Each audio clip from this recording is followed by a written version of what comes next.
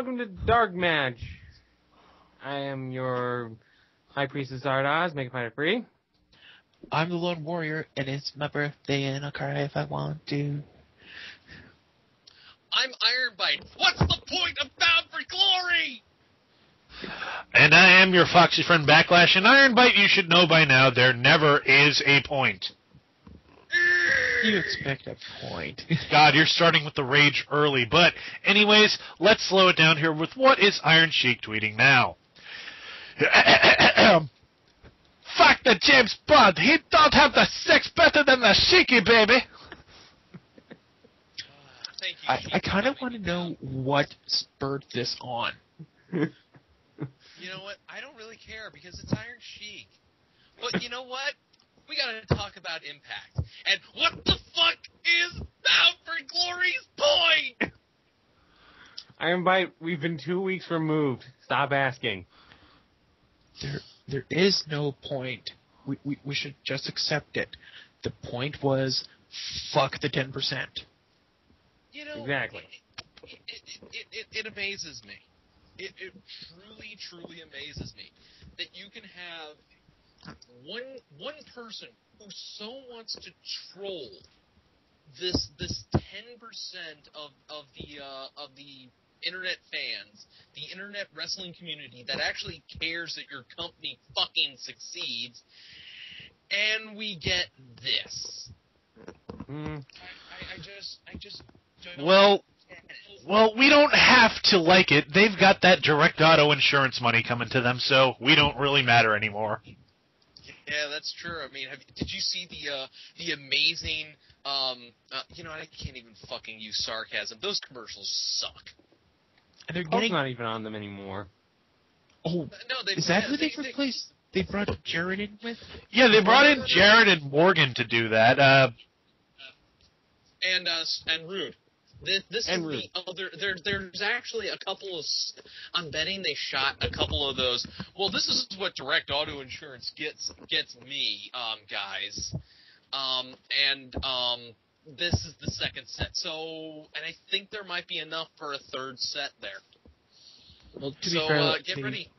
The only one that seems to have made to the second one is Kurt, and I think it's just because he's too damn crazy to go, yeah, we're not going to have you in the commercial. So what? So actually, the reason they don't have Kurt they have Kurt in both sets is because he leads into the big battle royale at the end. But you know what? Enough talking about direct auto insurance and how it sucks. I want to see that battle royal. Yeah, we get to talk about Impact and how it sucks. Oh, this week could have been worse.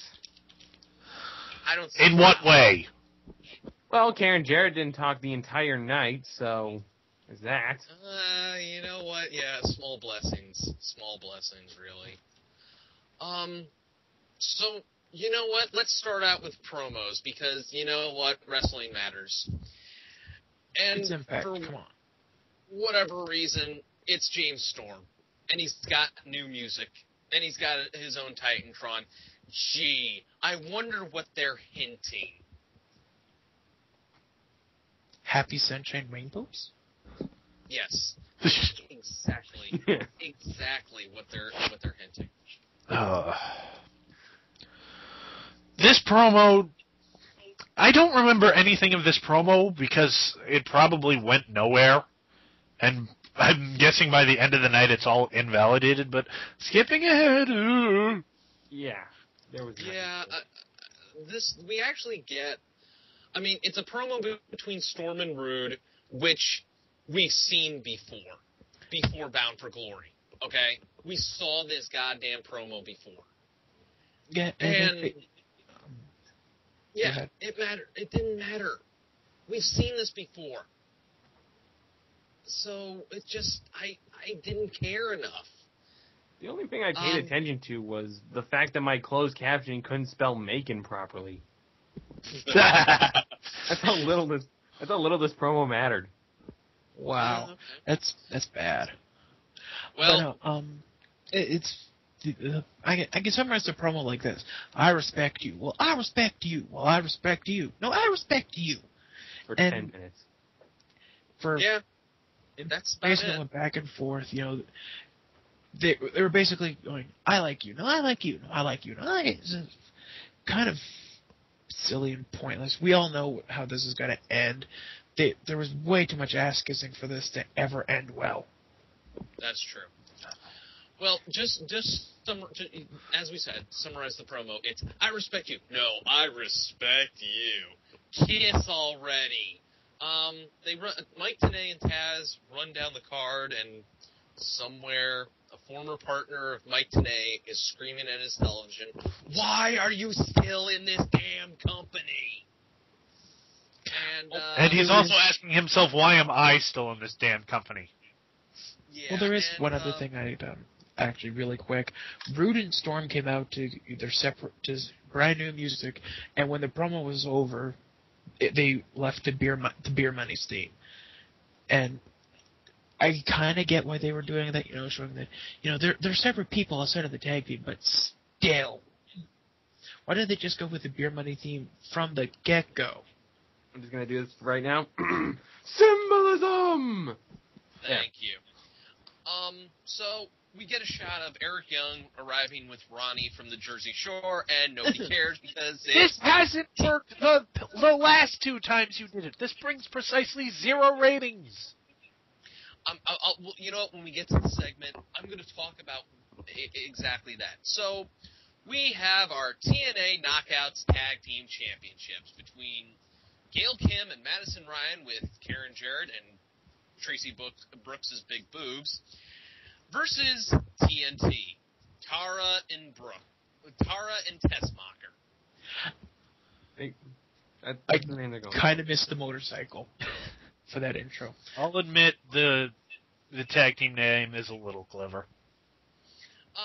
Just so I know, is this the first time they've come out to that name? Yep. I think so. Yeah, it was. Oh, wow. This is just, oh, wow. What happens in a second? For a straight woman, Tara sure kisses a whole lot of women. Well, let's see. There was Madison, although that was kind of painful. It looked like she wasn't enjoying it. And then there was Tara, and it's just kind of a peck on the cheek, or a peck on the lips more than anything. I feel like they, we're so clever, we love each other, ha ha ha. I don't know why the hell my hands keep going back and forth. I don't know either. Okay, I'm going to say this. This match was pretty good, except for when Tessmacher was in the ring. Actually, I thought Tessmacher and Rain did all right at the beginning, and then once Gail came in, I thought it actually kind of slowed down a little bit. Though I could have been biased because I didn't really give a shit. I tried, I really did, but I just didn't care about this match. Yeah, that's understandable. Nobody else did either. Let's just get right through this. The match was okay until the end, because what happens is Tara hits the Widow's Peak, but Earl Hebner is distracted by Karen Jarrett on the outside, and this allows Gail to spear Tara out of her boots, rolls Madison onto Tara, and shenanigans. We have new champions. I actually should be a running theme. Yeah, this is a running theme. So we cut to the back where Garrett Bischoff is going to come out and give an apology to his dad. Awesome. So he's going to apologize anyways. Why didn't he do it last week and avoid getting his ass kicked?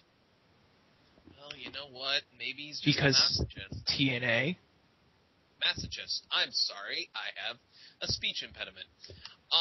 So we go to commercial because, wrestling matters. And we come back, and he's in the ring, and it's time to give his apology. And you know what? He calls Eric out, and he's going to give him his apology. And you know what? I have to run down the apology. He basically says, he's sorry that he hasn't grown into the man that Eric wanted. He's sorry that he let him down at Bound for Glory. But you know what? I'm most sorry about what he's most sorry about is that he didn't do this years ago. And he punches Eric Bischoff clean in his fucking mouth. Hooray! Wait. Garrett Bischoff, I salute you. And this. He also brings missed the out, first punch on the ground. And then the other punches looked like he wasn't exactly playing them. But it kind of gets ruined when Ric Flair runs to the ring. Oh, God, run away! The 68-year-old man with the broken hips is coming! Oh, no, He's got Gunner with him, so... Oh, no! Oh, yeah, that Gunner. guy nobody cares about. Yeah, but Ric Flair was in the Spirit Squad. You don't mess with him. Yeah, that's true. I mean, you don't fuck with the next Spirit Squad member. He might cut it. You're not in the clique. I'm in the clique. You're not in the clique. Who's in the clique? I'm in the clique. I don't know. I always thought he did really good in the Legion or in the Nation of Domination. I don't care. So after Garrett Bischoff, runs because he's smart and isn't going to stand off against Gunner and, well, that's about it because it's Ric Flair. We go to the back where Samoa Joe is talking to Sting. Does anybody care? Nope. Okay. Not really. Because apparently he threatened Sting. Which is smart, threatening the guy who has full control of the show. Who the fuck does he think he is? He's Samoa Joe. He can do whatever the fuck he wants. He could when he wasn't Nobody will kidnapped by care. ninjas, but... Look, I haven't been used properly in this company for 3 years. What do I care? Yeah. So, But after Joe walks leaves. off camera... Yeah. We get Bischoff and Flair, and, well, now we know why they're still around. They have ironclad contracts. Ladies and gentlemen, it's official. TNA has become WCW circa 1998. Yeah, but... I applaud your awfulness. However, he's got should have applauded with head desks. He's got a proposition for Sting. If Sting gives him a match with his son, he'll give him a chance to restructure his contract. And Sting, rather than jumping on this opportunity, does the smart thing and go, okay, let me go talk to your son first. What? Is something actually reasonable coming from the Joker? Well, he's It's not not like just the that. Joker. It's Sting is not very good at this, or Sting is clearly doesn't understand the role of the wrestling general manager. You're not supposed to be smart. The fuck? I know. You're supposed to Damn go, it, that's Steve great. Borgnitis. Why are you being intelligent? Exactly. And we're still in the back, by the way, because here's Christopher Daniels, apparently living in the same reality as the Republicans, because apparently he didn't lose to AJ Styles at Bound for Glory. Oh, that was clever. I will give Daniels credit. This delusional, I'm the best. I've always beat AJ. I've never lost to AJ. I beat him before Bound for Glory. I beat him at Bound for Glory. I beat RVD last week. I'm the best. I deserve title shots. You know what? I think it's only good in the sense that it's better than what they've been giving Daniels, which is pretty much nothing. Yeah. Yeah. But as Jason, as Daniels is basically running his full mouth, RVD appears behind him, and at first nobody says anything. He's just standing there listening to Daniels call him Bob Van Dam because, replacing one letter is so damn clever, and fuck you, TNA scriptwriters. And Harvey goes, Rob, what's your thoughts? And Daniels goes, Rob? And turns around, and we get RVD kicking Daniels' ass all over the backstage area until eventually they separate and Daniels slowly jogs away. Like I said, dear TNA, never do backstage fights ever again. Well, I'll also say this. It's entirely possible Daniels really doesn't remember RVD's name. He's just calling him Bob because he thinks that's close enough. You know what I think? I really think that the trolling of this 10% is really trying to get us to focus on that. So you know what? I'm not even going to acknowledge the Bob Van Dam anymore. Okay, I refuse to believe that Bob Van Dam and Rob Van Dam are the same person. Okay, They're separate there we entities. go. Well, it's kind of like Robert Roode and Bobby Roode. It's the same person. It's just, but Yeah. not important. Let's move on. Yes, because we have an actual X Division match. Non-title with Jesse Sorensen versus Austin Aries. A-double Austin Aries. And this match is immediately ruined because Kid Cash is on commentary. Oh, God. I thought we settled this feud between Sorensen and Cash. Hello, TNA. Apparently not, and yeah. Remember when we thought that the whole Pope versus Samoa Joe angle was settled? Yeah. I'm trying to watch. This is the problem TNA has. Their announce desk is so far away from the action that you can't, if somebody was to come out and get on commentary, you'd never know until they cut over there. Therefore, cutting off what's going on in the ring, and the cut is usually done when something amazing happens. Yeah, it's kind of like WWE when they had the Raw announce table up near the Titantron. It was like, well, what's the bloody point of having it there?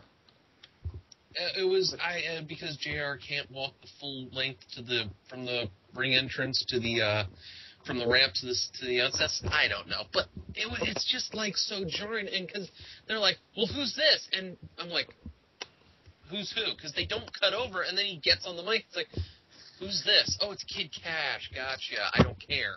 And he's bitching about respect and how Jesse Sorensen doesn't give him respect. Yeah, the whole time I was like, what the fuck are you talking about, Kid Cash? What have you done to deserve respect? He was an X Division champion? Really not good commentary. Yeah, I guess that. I mean, again, I just didn't care enough. And you know what? I don't even remember anything of the match. All I remember is Kid Cash trying to put himself over with that sounds like he's been smoking for the past 20 years voice. I'm sorry, I'm too tired to be clever. Eventually, Aries sets up Sorensen for the brainbuster and gets rolled up for his troubles, and Sorensen bails. After the match, Aries and Cash are just freaking the fuck out, and Cash says, "I'm gonna go get my knife and cut that little bitch." Because it's not an episode of Impact unless there's talk of attempted murder. Yeah. Well, If it seems like we're rushing through this, folks, There was really nothing to it. It was... yeah. it was a dick. There will be other things later in the night, but those things are stupid and they will hurt us. Yeah, but Right now it's just dumb. I think the only other memorable thing about this match was Austin Aries' cape. Which, that was little cape fabulous. thing. Yeah, plus 10 to gay, I said. Yeah.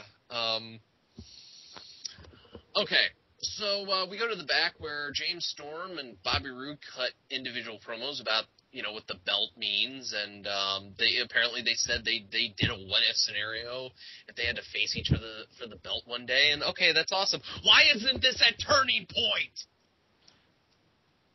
Again, You don't make money off TNA. pay-per-views. Yeah. Look, all of the stupid booking decisions that even the WWE would look at and go, the fuck are you doing? It can just be explained as because TNA. Yeah. Or in this case, because WCW, whatever. That's pretty much it. So we have another promo with Robbie E with Big Robbie T, and Robbie calls out Eric Young and Ronnie. This is where I started to get mad. Because they gave Ronnie his own Titantron. They gave him his own music. They gave him the old World Heavyweight Championship belt. Yeah, right Guys, I looked at the time. Do you want to know what time this segment aired? 8 o'clock. Well, I'll give you an even better hint. This segment aired when the Jersey Shore was on. actually, wasn't it Beavis and Butthead that's on at that time now? You know what? No, Jersey Shore is on just before Beavis and Butthead. Yeah. So They still fucked it up. They're airing a guest star of the Jersey Shore on when his show is on, therefore not getting any ratings for their $25,000 investment. For the third fucking time, they did that. Fucking TNA. Because I had figured that maybe they had the right idea, and Jersey Shore wasn't on when they did it, but because I don't watch Jersey Shore, I don't give a shit. But no, again, if they really fucked it up again, why did they think that was gonna work? Seriously. Because timing, I don't know. Basically, like you said, they gave Ronnie the old World Heavyweight title belt. So Eric Young has immediately reduced his armor class by about 4. Because, as we all know, title belts give you a +4 to your armor. So, So also, they're both rocking right now about just based on because I don't know their deck stats. They're basically rocking a 14 AC, which both Robbie and Robbie managed to make pretty easily. Yeah, it was. Robbie E called out Ronnie for hanging out with a caveman or with Grizzly Adams. I think he was talking to Eric Young in that magnificent Mike Knox beard he's growing. He's Psycho Robin Williams, Robbie. Remember that. Oh, okay. I don't even call it a Mike Knox beard because, well, basically it's it's amazingly just thick and luscious. It's even got its own Twitter account. Come on. So does Mike Knox's beard. You know what? I want to see. I do want to see this, and I'm not even seeing this. I'm not even saying this just because I'm watching SmackDown at the moment. You know what? I want to see a beard off between Showtime Eric Young's beard and Daniel Bryan's beard. This is like the dumbest moment in DarkMatch ever. No, triple threat beard off. Eric Young, Mike Knox, and Daniel Bryan. Loser has to shave. Special guest referee, Angry Joe's mustache. Exactly. Or Edge's hobo beard from 2008. All right. But this promo is basically, Robbie punking out Ronnie, and Ronnie's like, well, you know what? I'll fight you right now. And Robbie's like, I'll drop you like the Situation did. Because why? That's clever and referencing the Jersey Shore. I don't care. Ronnie takes out Robbie.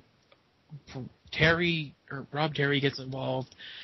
Eric Young tries to help. It doesn't work.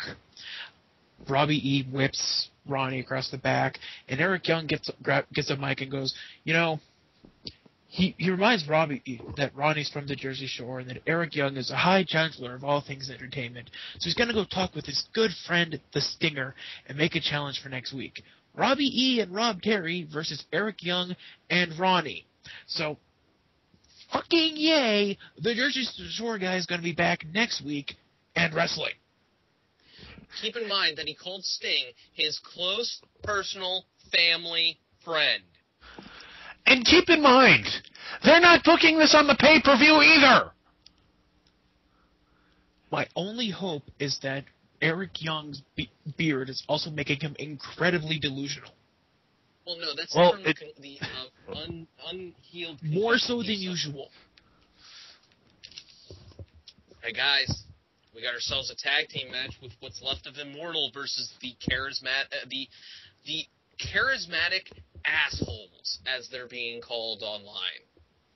Yeah, Bully Ray and Rey de Mexico, Jeff Jarrett, come out to the Immortal music because Hulk Hogan's still in the group. Wait. You know what? You just gave me an idea. Since TNA loves ripping off WWE so much, I think Jeff Jarrett needs his own personal ring announcer. Yeah, you know what? He does. He does. Don't make it Karen. No.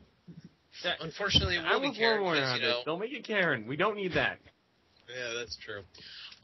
This is actually the match of the night for me because it actually did something, and it actually furthered a storyline, and it, did good things. And how sad is it when our match of the night ends in a no contest? Spoilers! Yeah, no one cares. Basically, nobody cares. Basically, they Mike TNA and Taz talk about Abyss for whatever reason, and Immortal is just looking so pathetic right now. I mean, it's pretty obvious that this group is going to peter out like every big major mega heel group in TNA always does. But they're going to drag it out. It's a very, very slow death. As we said, the match ends in a no DQ. When Hardy and Anderson are going to go up for dual swanton bombs, which would have been an awesome visual, but Scott Steiner has to ruin everything, except for the English language. Steiner jumps up onto the apron and grabs the rope that Anderson's near and shakes it lightly, and Anderson falls nuts himself like death.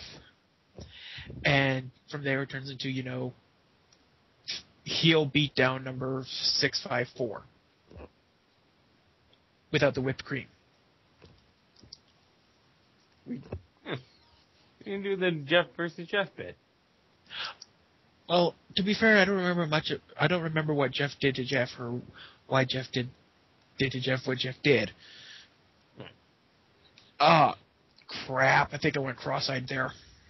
Ow. Walk it off. So, anyway, backstage, Sting finally catches up with Garrett, and he reiterates the whole, if Garrett agrees to face an opponent of Eric's choosing, Sting can rewrite Eric's contract so that maybe we can finally get rid of him. And he thinks about it, and Sting's all, oh, maybe I shouldn't have brought it up. And Garrett's like, no, I like this idea. Let's do it. And Sting's actually reluctant about it. Like, he doesn't want to get rid of Eric Bischoff. And my question is, why? Why do you want to keep him around, you fucking idiot? He destroyed a company. Why? He's evil. You know he's evil. He hits his own children.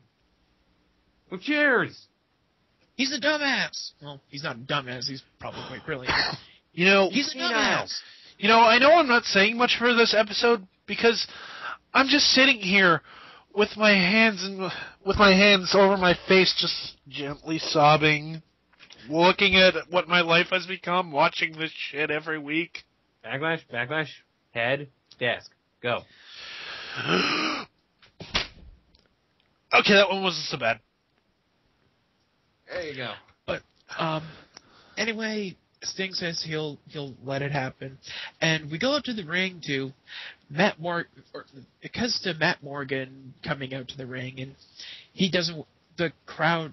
The thing about this crowd is, at least for so far, they've been kind of more active than the usual Impact crowd. But I think next week they'll be as dead as everyone else. But Morgan comes out and he calls out Crimson. We all know where this is going. Redberg. That's an insult to Goldberg and the color red. Mm. So Crimson they put over Crimson's undefeated streak as he comes to the ring, and Morgan starts into the whole, we've had a common enemy, and I really, really respect you, but I'm going to be the one to break your winning streak. And Crimson's all, I really respect you too, but no, you're not, you bitch tit. Well, and Morgan goes on about how, they should give the fans what they want. Crimson versus the Blueprint, versus the Blueprint Matt Morgan, the irresistible force versus the immovable object. I don't know how the fuck that works. Yeah, it's the It's kind of the opposite. The irresistible force versus Matt Morgan. Or Doofus unstoppable versus force Gallant. versus the immovable object. That's how the. You know what? You know what it is? Let's stop this unstoppable force, immovable object. It's boring brick shithouse versus green brick shithouse. That's what this feud is. Yeah. Oh my God, this show will never end. Okay, what's next? The main event. Oh no. So hey, let's talk about something else. How about that sky? Sure was blue today, wasn't it? Yeah. Can't avoid it. James Storm versus Bobby Roode for the TNA Heavyweight Championship. Oh, Fuck! they're really That's all covered. You know what?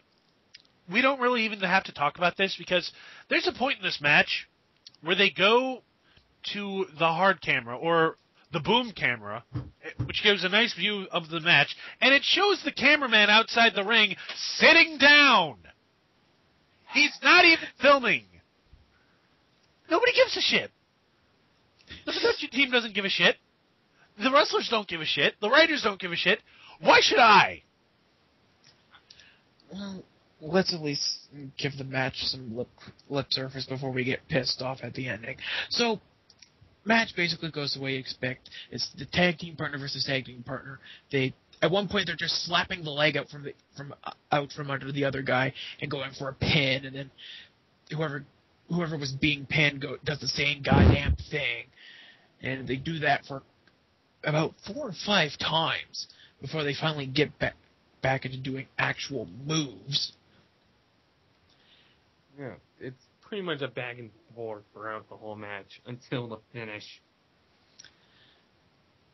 Well, before we get to the finish really fast,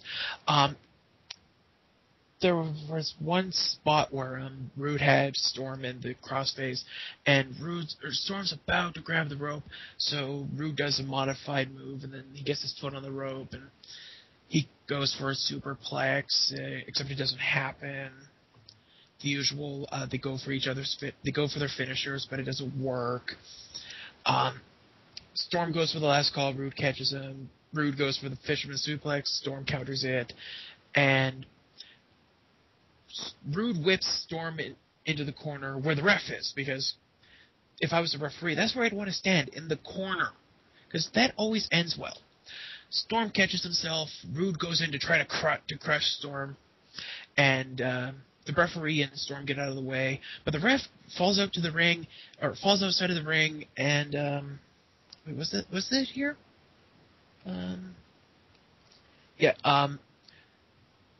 Hebner bounces out of the way, falls out of the ring, and tweaks his knee. And Roode goes out after him. And this is where the bullshit starts.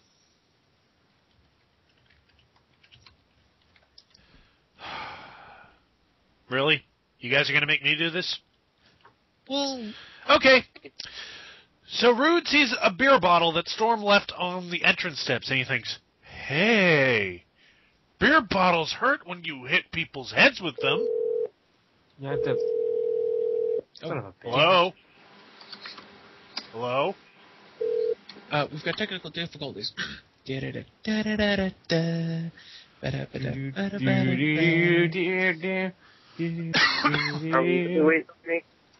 we go. Hey, you're back. Yeah. We're on the ending of the main event because we Yes. kind of glossed over. All right, No sounds gloves, funny. dude. Iron Bite, you sound funny. Yeah, I'm come on, right, no my phone. glops. There shall be no glops because I have no chat. Oh, alright. Oh dear. Okay, anyways, take it from the top. So what happens is, Roode sees a beer bottle that Storm left on the entrance steps, and he thinks, hey, beer bottles hurt when you smash them over people's heads. I should smash James Storm over the head with a beer bottle.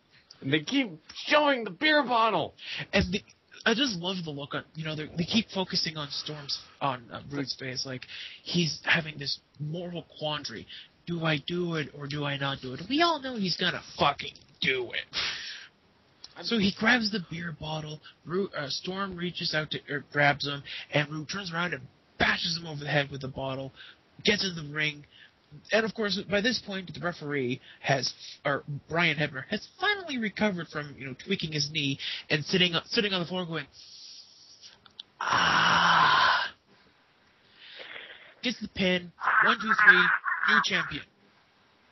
I thought less moral quandary and more the viewers are goldfish. Let's show them the beer bottle 1,000 times. What about that? Is the point of Bound for Glory if you do this? I'm actually not sure who's broken more right now. Iron Bite or Backlash? No, I'm sorry. But, okay, all right. For 2-3 months, or however long Bound for Glory lasted, we had everybody going after, Robert Roode is the golden child, right? Right? Someone agree with me. Yeah. Once he won, they were really hyping him up, and then he blows it, and then his tag team partner wins it. It basically lost any sort of meeting, his title win. Right. It loses anything, any type of title win, is automatically, this title win, him winning it off of Kurt Angle at Bound for Glory would have been the logical conclusion to the Bound for Glory series tournament, especially with Kurt Angle on a hamstring injury. No, we got it. Because Hogan's not the guy. You know what? Rude's not the guy, brother. Yeah. I have an open message to TNA, specifically Eric Bischoff. You bitch about us saying we don't like your product. You know what? We're trying to help you, okay?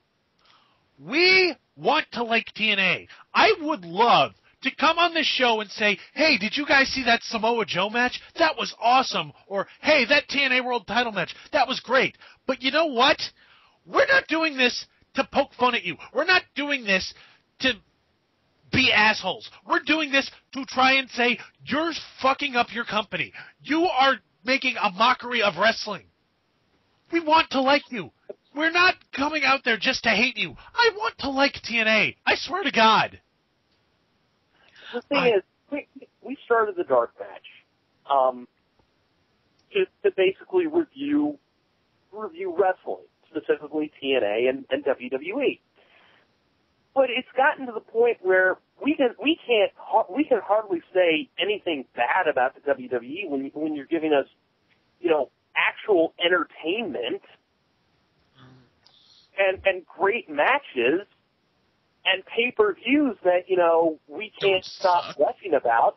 But then TNA comes in and goes, hey, you know what? Pay-per-views don't matter. Titles mean nothing, but they have all the power. And whatever Hogan says goes. These are not us griping. These are legitimate grievances. Okay? It's kind of like it's something that famed internet reviewer Yahtzee said. You don't stick your dick in a pudding. The pudding could be fine, and you can tell everyone it's okay, but nobody's gonna want to eat it, or in this case watch it, because you've put your dick in it. Yeah. There's got to be a point where someone at TNA says, we're kind of acting like children, just because they said they don't like us. It's never gonna These happen. are adults, right? Yeah, they're adults. Have you seen Dixie Swinner? Sure, people aren't acting like adults, but they're adults. They have kids. These nonsensical heel turns.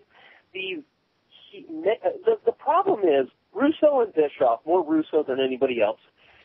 When they created the NWA, it put WCW back on the map. Okay, we can all admit that, right? When they created the NWO, did I say NWA, by the way? Yep. Okay. When they created the NWO,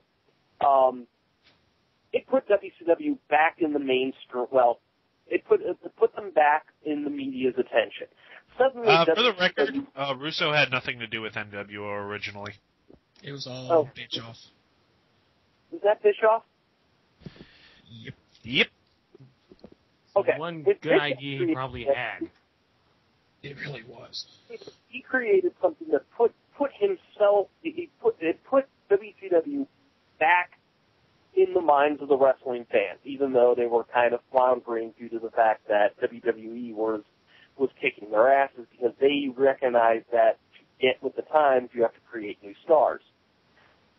And since then, Eric Bischoff has been riding, and to a lesser extent, Russo, they've both been riding on this whole concept of, if you bring in a massive heel supergroup, your company will get ratings.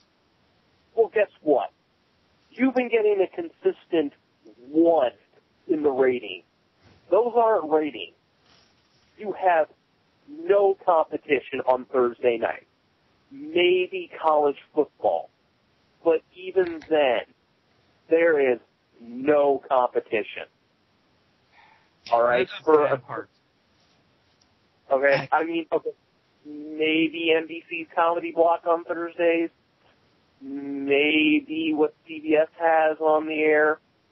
What am I saying? That is the top. Starts at 10, so. But for a good chunk of the year, you have no real competition from anything sports related, and especially with the NBA on lockout, they should actually be doing better in the ratings. But because they give all this shit away on free TV, nobody wants to watch them. Well, I think another comparison, and this is one I've seen being bounced around lately, it's kind of like, basically it's emotional attachment is important.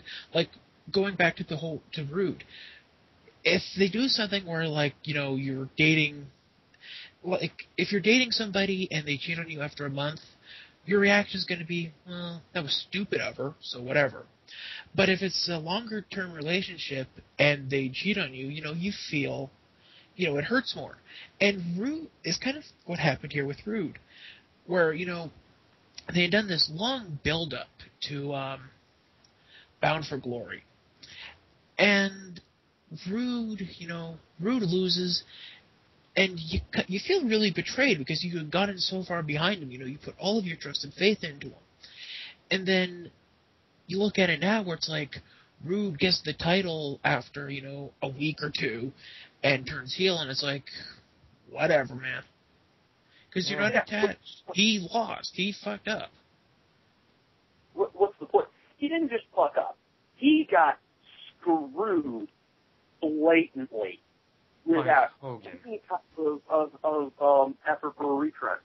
And had Kurt Angle not gotten hurt, they could have used that to the whole, well, Robert Roode is now chasing Kurt Angle because he knows he can beat him. He knows he has him.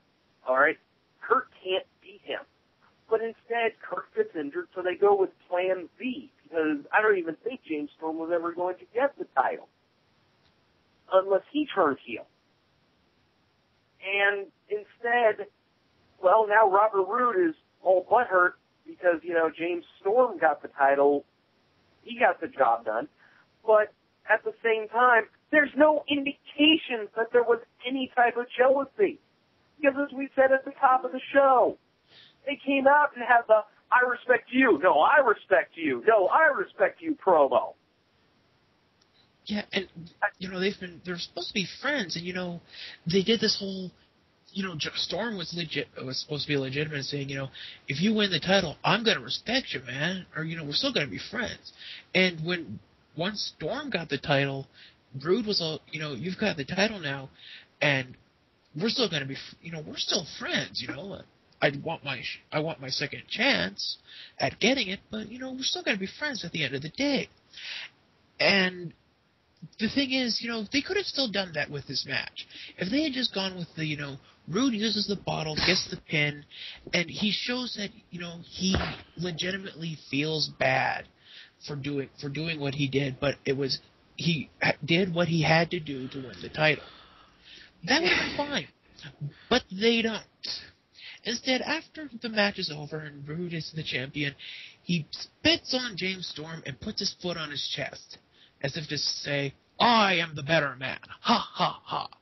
So, Well, You know, I'm about to say what I'm going to say after you're done. This really should not surprise me anymore. It's a history of fucking up things that people want to see. They did it to Samoa Joe. They did it to Jeff Hardy. Well, technically, they and Cocaine did it to Jeff Hardy, but I just don't like. They have this guy that the audience is behind, and they just fuck the whole thing up. Are they trying to lose money? I don't understand the rationality behind it. All right. So I kind of wish I was on next week's show, but since I'm not, I'm going to say this now. This can actually be seen as a throwback to the original Beer Money team-up, if anybody can remember 4 years ago. And obviously nobody can. Robert, as we all know, Robert Roode was part of Team Canada, and Team Canada basically broke up with the firing of Scott D'Amore. Everybody went off to do their own thing. And what Robert Roode's thing was, he was basically a rip-off of the $1 Million Band. Do we all remember that? Yeah. I thought it was more of a rip-off of Bradshaw. Yeah, it was more of a rip-off than Bradshaw. I'm sorry. It was more of a rip-off of Triple H. No, Beer Money as a whole were pretty much the APA. So. Right. Well, James Storm had just broken up with Chris Harris because he's back to hilarious results. Yes, and was kind of floundering around in the singles area, and he got into a little mini feud with Robert Roode, who then proceeds to buy James Storm. He goes and buys James Storm. And Beer Money Incorporated was basically this reluctant tag team between Robert Roode and James Storm. Robert Roode basically making James Storm do whatever the fuck Robert Roode wanted. Doing all the dirty work, then forcing, tag Roode in so Roode could get the take shots from better wrestlers. Basically it was, Robert Roode. And then it evolved into the Beer Money that we all know, love, and thought were probably one of the better tag teams in TNA today. So this whole Robert Roode turning on James Storm thing can be seen as an extension of that. Will it ever be mentioned like that? No. Hello, TNA. No. They still haven't brought up the ninjas anymore. You think they're going to bring this up? No, I don't think they're ever going to bring this up because, continuity. It's kind of an unwritten rule of wrestling. If it happened for 10%ers. more than 3 months ago, forget about it, and storylines can be reused every 7 years, which is a stupid idea, but in a way, you do kind of see it. But the other thing that is this whole Roode Storm thing, I'm guessing, from what I understand, Storm got hurt during this match. Like, he got a concussion, which is going to lead into what happens next week, but I'm not going to spoil that. And that's why, that explains what happens next week. But if they hadn't done that, I think it would have made more sense to have gone, and I know I'm applying common sense to TNA's booking. Sorry. But if they just gone with the, Roode cracks Storm over the head to do what he has to do to win the title, and, he's obviously, he's saying, he tells Storm, you would have done the same thing in my position. They hype up a match for Turning Point, and then they turned him heel. That would have made way more sense. But, we have to rush through the whole turn process.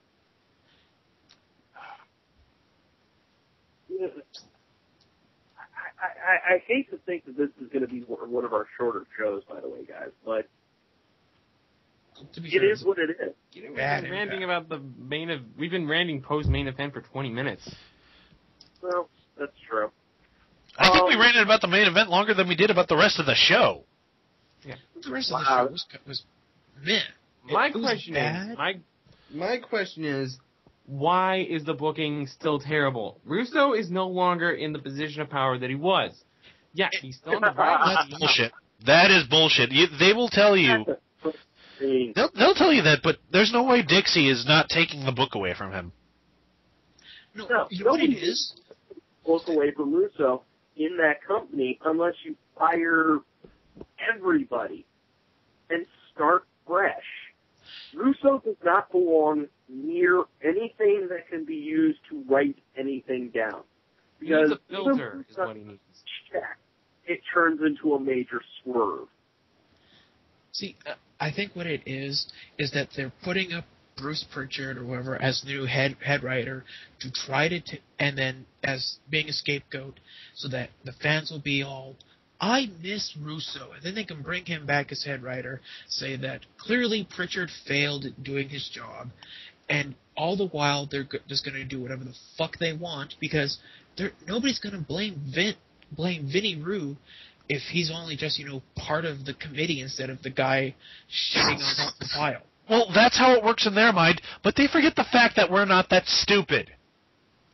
Yes, but a lot of fans, on the other hand, they're basically thinking is, well, the 10% nobody cares about them. The 90% who aren't who aren't part of that 10%, well, at most they're gonna hear that we changed writers and they'll think the new guy's the dumbass. When in reality, no, it's the same dumbass. Just he's in a smokescreen. Again, you fire Dix, you get rid of Dixie as the purse strings or whatever she is in that damn company. I don't even know what she is anymore. Suddenly the house of cards comes tumbling down because whoever they bring in is going to take a look at the ratings, is going to take a look at how much they pay certain people and go, okay, Hogan's gone, Kurt Angle's gone, Jeff Hardy's gone, Scott Steiner's gone, Sting, you're gone, let's see, Russo, you're gone, Bischoff, you're gone, Bruce Pritchard, you're gone, Terry Tyler's guy's still running around, he's gone. No, Terry Taylor's gone. He's Terry already Taylor left a while ago. So that's where they draw the line? Holy shit. The line, if anybody, I mean, I know we have a thread on the forums that states, is asking, what would you do if you had control of TNA? Of course, my answer was hire the DarkMatchers in place of all the idiots we fire. I mean, I would, I'm going to answer it right now. I'd get rid of most of the writing staff. I'd also be getting rid of Jason Harvey. Because, fuck that, I can't shoot a scene worth his life. Okay? I will give Bischoff and Harvey credit for one thing. At the very least, Impact is looking better than it did before they came in. But that's about it.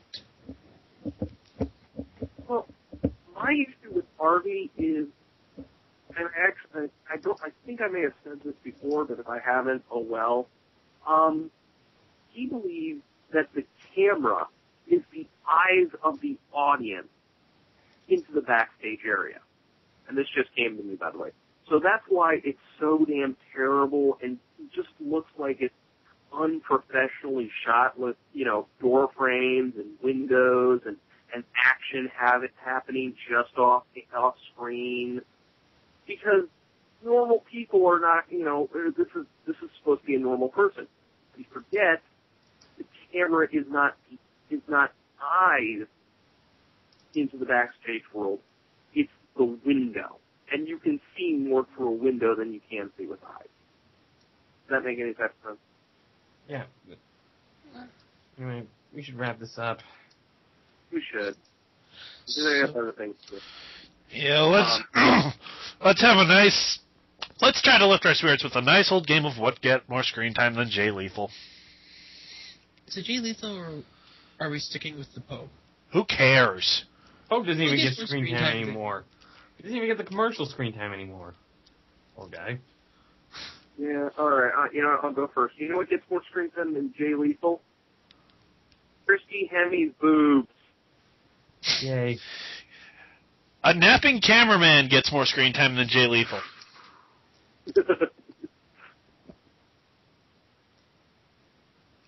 I'm thinking. So am I. Karen Angle not on the microphone for once. Finally gets more screen time than Jay Lethal. Weird homoeroticism gets more screen time than Jay Lethal. The Robbie whipping Ronnie with his belt.